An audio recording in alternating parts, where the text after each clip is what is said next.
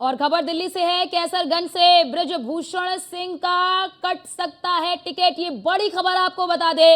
बृजभूषण सिंह के बेटे करण सिंह को मिल सकता है टिकट। बृजभूषण शरण सिंह के छोटे बेटे हैं करण सिंह और इन्हें टिकट मिल सकता है। सूत्रों के हवाले से ये बड़ी खबर आपको बता दे। बीजेपी करण सिंह को बना सकती है उम्मीदवार। सूत्रों के हवाले से ये बड़ी खबर, क्योंकि 3 मई नामांकन का आखिरी दिन है कैसरगंज के लिए और 5वें चरण में यहां पर मतदान होना है।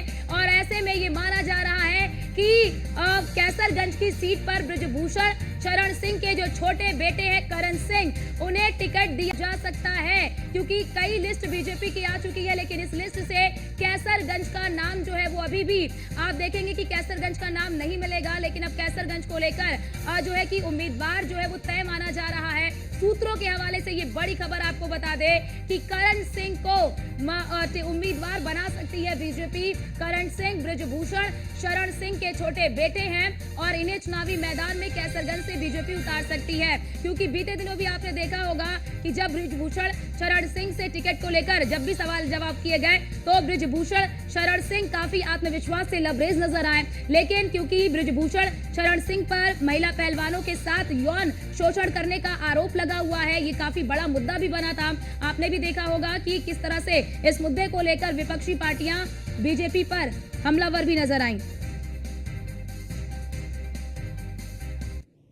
और हमारे साथ हमारे संवाददाता पीयूष तिवारी हमारे साथ न्यूज रूम से लाइव जुड़ चुके हैं। पीयूष, ये सूत्रों के हवाले से बड़ी खबर आ रही है कि बृजभूषण शरण सिंह के छोटे बेटे को उम्मीदवार बनाया जा सकता है, कितनी इसकी पुष्टि हो पा रही है फिलहाल? देखिए, अगर हम बात करें तो फिलहाल अभी भी आधिकारिक रूप से भारतीय जनता पार्टी की ओर से कोई भी बयान नहीं आया है, यानी कि कोई भी आधिकारिक सूची नहीं आई है। लेकिन जो सोर्सेज के हवाले से जानकारी मिल रही है कि बृजभूषण शरण सिंह जो कि मौजूदा सांसद है कैसरगंज सीट से, उनका टिकट भारतीय जनता पार्टी काट सकती है। और भारतीय जनता पार्टी ने चूंकि लगातार चिंतन और मंथन किया था और आपने देखा कि करीब 80 सीटें उत्तर प्रदेश में है लोकसभा की, इनमें ज्यादातर सीटों पर उम्मीदवारों का ऐलान भारतीय जनता पार्टी की ओर से किया जा चुका है। लेकिन रायबरेली की बात करें, इसके साथ ही कैसरगंज सीट की बात करें, अभी तक उम्मीदवारों का ऐलान नहीं हुआ है। इसके साथ ही कथित तौर पर जिस तरीके से महिला पहलवानों ने बृजभूषण शरण सिंह पर काफी गंभीर आरोप लगाए थे और ये मामला दिल्ली के राउज एवेन्यू कोर्ट में भी चल रहा है, इसको लेकर भारतीय जनता पार्टी कहीं ना कहीं गिरती हुई नजर आ रही थी। हालांकि बृजभूषण शरण सिंह का बयान भी काफी चर्चाओं में रहा, खासतौर पर दबदबा वाला बयान भी काफी चर्चाओं में रहा। इसके साथ ही बृजभूषण शरण सिंह ने एक वक्त में यह भी कह दिया था कि कौन मेरा टिकट काट सकता है, तुम मेरा टिकट काटोगे, जब मीडिया उनसे सवाल पूछ रही थी। तो बृजभूषण शरण सिंह आक्रामक रूप से जवाब देते हुए नजर आते रहे हैं। हालांकि कैसरगंज सीट की अगर हम बात करें तो विपक्ष की ओर से भी, यानी कि समाजवादी पार्टी की ओर से भी अभी तक कोई भी उम्मीदवार की घोषणा नहीं की गई है। हालांकि आज की अगर हम बात करें, आज और संभवतः कल तक कैसरगंज सीट पर उम्मीदवार का जो ऐलान है वो हो सकता है, क्योंकि कल ही जो नामांकन की आखिरी तारीख है वो कैसरगंज सीट की है। तो निश्चित रूप से भारतीय जनता पार्टी लगातार चिंतन और मंथन करने के बाद बीजेपी कोई बड़ा फैसला ले सकती है। फिलहाल जो जानकारी मिल रही है कि करण भूषण सिंह की बात करें या बृजभूषण शरण सिंह की पत्नी की बात करें, उन्हें भारतीय जनता पार्टी जो है वो कहीं ना कहीं कैसरगंज सीट से उम्मीदवार बना सकती है। हालांकि करण भूषण सिंह का किसी भी तरीके से राजनीतिक बैकग्राउंड नहीं रहा है, यानी कि वो ऐसे पद पर नहीं रहे हैं। बृजभूषण शरण सिंह के दूसरे बेटे की बात करें, प्रतीक भूषण सिंह, वो विधायक हैं और कहीं ना कहीं भारतीय जनता पार्टी फूक फूक कर कदम रख रही है, क्योंकि बीजेपी ने जो लक्ष्य रखा है एनडीए के साथ 400 प्लस का देश भर में, और बीजेपी ने अकेले दम पर 370 का लक्ष्य रखा है। ऐसे में बीजेपी की यही कोशिश है कि जिन उम्मीदवारों को टिकट दिया जाए वो जिताऊ हो। और बृजभूषण शरण सिंह की अगर हम बात करें, चूंकि उनका जो दबदबा है वो कहीं ना कहीं वाकई में कैसरगंज सीट पर है, और अगर बृजभूषण शरण सिंह के परिवार को टिकट नहीं मिलता है तो निश्चित रूप से आसपास की जो सीटें हैं वो भी प्रभावित हो सकती है, ऐसा भी सर्वे। लेकिन देखिए, मामला तो यहीं पे अटका हुआ था ना कि बृजभूषण शरण सिंह खुद की दावेदारी छोड़ने को तैयार नहीं हो रहे थे, और जो सूत्र बता रहे थे और जो अंदर खाने से खबर आ रही थी वो यही खबर आ रही थी कि बीजेपी चाहती है कि वो अपने परिवार के किसी सदस्य को उम्मीदवार बनाए, लेकिन बृजभूषण शरण सिंह अपनी उम्मीदवारी छोड़ने को तैयार नहीं थे। और अब खबर आ रही है कि उनके छोटे बेटे को उम्मीदवार बनाया जा सकता है। तो यहाँ पर क्या बृजभूषण सिंह ने नरमी दिखाई है? देखिए, आधिकारिक रूप से कुछ भी कह पाना बड़ा मुश्किल होगा, लेकिन सोर्सेज के हवाले से जो जानकारी मिल रही है कि भारतीय जनता पार्टी के आला कमान ने बृजभूषण शरण सिंह को मना लिया है, यानी कि फ़ोन से उनसे बातचीत तो हो चुकी है और संभवतः बृजभूषण शरण सिंह ने सहमति भी लगभग जताई होगी, तभी इस तरीके की खबरें आ रही है कि बृजभूषण शरण सिंह के बेटे करण भूषण सिंह को भारतीय जनता पार्टी केसरगंज सीट से चुनाव लड़ा सकती है।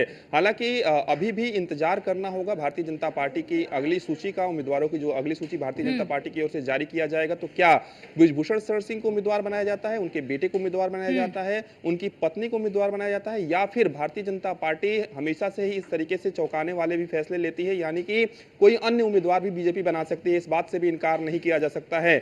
लेकिन एक बात स्पष्ट है कि भारतीय जनता पार्टी ने जो सर्वे कराया है उसमें कहीं ना कहीं ये निकल कर आया है कि बृजभूषण शरण सिंह की अच्छी खासी पकड़ है केसरगंज सीट पर, और कहीं ना कहीं बीजेपी की यही कोशिश रहेगी कि बृजभूषण शरण सिंह के परिवार को या बृजभूषण शरण सिंह को ही टिकट दिया जाए। लेकिन फिलहाल जो जानकारी मिल रही है कि बृजभूषण शरण सिंह का टिकट कट सकता है। जी, क्योंकि देखिए पीयूष, बड़ी खबर ये भी है कि बृजभूषण सिंह की पकड़ किस तरह से है वो आप भी अंदाजा लगा सकते हैं, हम भी अंदाजा लगा सकते हैं कि 4 लोकसभा की सीटें और 20 विधानसभा की सीटों पर बृजभूषण शरण सिंह की अच्छी मजबूती है और बीजेपी भी इसे बखूबी जानती है। हरियाणा में भी इनकी अच्छी पकड़ है और अब ऐसे में क्योंकि सपा ने भी उम्मीदवार नहीं उतारा है, तो ऐसे में सपा इंतजार कर रही है कि बीजेपी किसे उतारती है, क्योंकि बृजभूषण शरण सिंह के सपा से भी अच्छे संबंध रहे हैं, स्वर्गीय मुलायम सिंह से भी उनके अच्छे संबंध रहे हैं।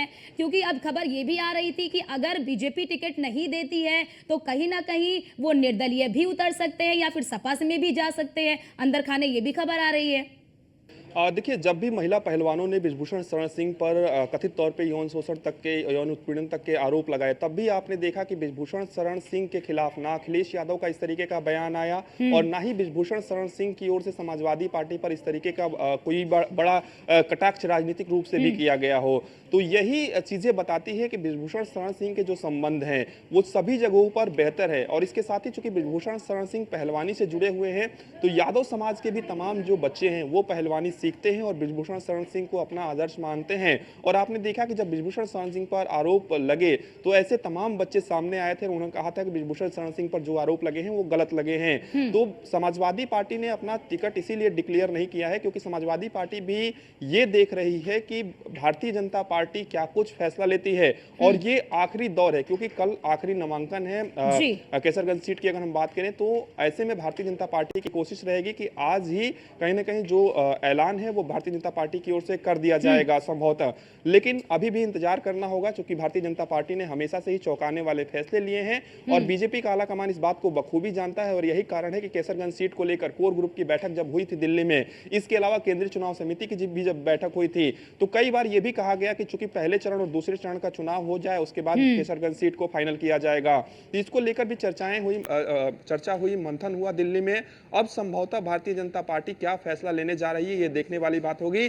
फिलहाल सोर्सेज के हवाले से जो जानकारी मिल रही है कि बृजभूषण शरण सिंह का भारतीय जनता पार्टी टिकट काट सकती है। बिल्कुल बिल्कुल, आप हमारे साथ बने रहिए। हमारे साथ हमारे संवाददाता मनीष मिश्रा भी लखनऊ से जुड़ चुके हैं। मनीष, क्या आज की जो बड़ी बैठक होने वाली है गृह मंत्री अमित शाह के साथ, क्या ये माना जाए कि उस बैठक में क्या ये 2 नाम जो हैं इस पर भी चर्चा हो सकती है क्या? क्योंकि ये माना जा रहा है कि आज ये 2 नाम फाइनल हो सकते हैं, रायबरेली और कैसरगंज, क्योंकि 75 सीटें बीजेपी सीटों पर लड़ रही है, 5 उसने अपने सहयोगी दल को दे दी है, जिसमें 73 सीटों पर उम्मीदवारों के नाम का ऐलान हो चुका है, बची है केवल 2 सीटें। तो क्या ये माना जाए कि आज इन नामों का ऐलान हो सकता है क्योंकि कल अंतिम दिन है?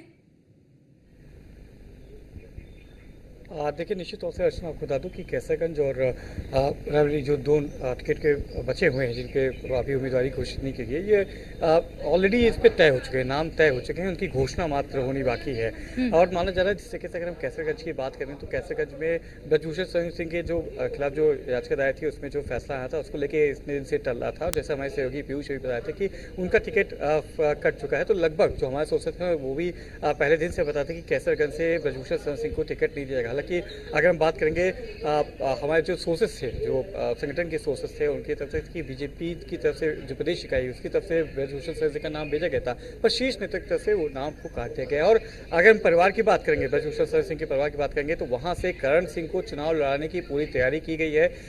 ये भी उनका वहाँ से कहा जा रहा है, बात निकल के आ रही है कि करण सिंह ही परिवार की तरफ से चुनाव लड़ेंगे। बीजेपी अगर टिकट देती है तब भी, नहीं देती है तब भी ब्रजभूषण शरण सिंह की जगह करण सिंह, जो उनके बेटे हैं करण सिंह, वो कैसरगंज से चुनाव लड़ेंगे। ये इस समय की सबसे बड़ी खबर है जो हमारे सोर्सेस की तरफ से आ रही है। करण सिंह को चुनाव लड़ाया जाएगा। परिवार की तरफ से जो ब्रजभूषण शरण सिंह का जो परिवार है उसकी तरफ से करण सिंह उम्मीदवार होंगे। अब देखना ही होगा कि भारतीय जनता पार्टी उनको अपना उम्मीदवार बनाती है या करण सिंह निर्दलीय लड़ते हैं। ब्रजभूषण शरण सिंह की तरफ से निर्दलीय उम्मीदवार होते हैं। अगर निर्दलीय आते हैं तो निश्चित तौर से समाजवादी पार्टी मौका छोड़ेगी नहीं, जिससे अभी आप चर्चा करी थी, क्योंकि समाजवादी पार्टी से भी उनकी बहुत नजदीकियां रही है। पर करण सिंह का नाम ऐसा है कि मुझे नहीं लगता कि भारतीय जनता पार्टी को उस पर कोई ऐतराज होगा। परिवार से आते हैं, उनके बेटे हैं और कहीं ना कहीं जो कि राजनीतिक परिवार से पूरा ताल्लुक रहता है, तो उसमें एक बड़ा नाम है ब्रजभूषण शरण सिंह का। और अगर उनका टिकट कटता है, उनके परिवार से किसी और को टिकट नहीं देते हैं, तो निश्चित तौर से न केवल कैसरगंज, गोंडा, डुमरियागंज के जो इलाके 20 सीटों पर प्रभाव, 20 मनीष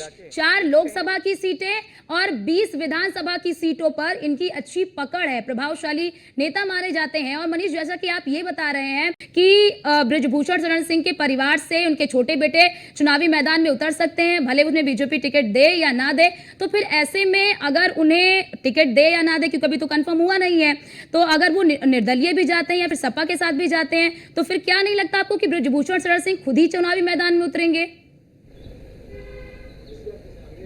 देखिए, क्योंकि उनके ऊपर भी फैसला आया नहीं है, ब्रजभूषण सिंह के ऊपर कोई फैसला आया नहीं है। चुनाव उनके ऊपर याचिका दायर है, न्यायालय में उनके खिलाफ याचिका दायर है, उस पर अभी सुनवाई चल रही है, उस पर फैसला आना है। तो ऐसे में ब्रजभूषण सिंह अपने आप को बैक जरूर करेंगे। वो भी नहीं चाहेंगे कि किसी एक बिना फैसला आया किसी एक एलिगेशन के साथ कोई चुनाव में जाए। वो नहीं चाहते कि एलिगेशन के साथ चुनाव, जिसको विपक्ष उसका मुद्दा बना जाए। और करण सिंह का नाम, क्योंकि परिवार की तरफ से जो हमारे जो सोर्सेज हैं उसमें तय कर लिया गया है कि परिवार की तरफ से, चाहे वो ब्रजभूषण सिंह की तरफ से, चाहे केतकी सिंह का पहले नाम चला था, ब्रजभूषण सिंह का नाम चला था, पर करण सिंह ही उम्मीदवार होंगे, ये तय है। ये माना जा रहा है कि तय कर लिया गया है कि करण सिंह ही अब कैसरगंज से ब्रजभूषण शरण सिंह का जो परिवार है उनकी तरफ से करण सिंह ही चुनाव मैदान में कैसरगंज से चुनाव लड़ेंगे। को इंतजार किया जा रहा है भारतीय जनता पार्टी की औपचारिक घोषणा। क्या माना जाता है, क्या देखा जा सकता है कि शायद करण सिंह को अगर भारतीय जनता पार्टी बिल्कुल मनीष, अब देखना यही होगा। चुनावी समय में कोई भी पार्टी अपने आप को डेंट लेना चाहेगी।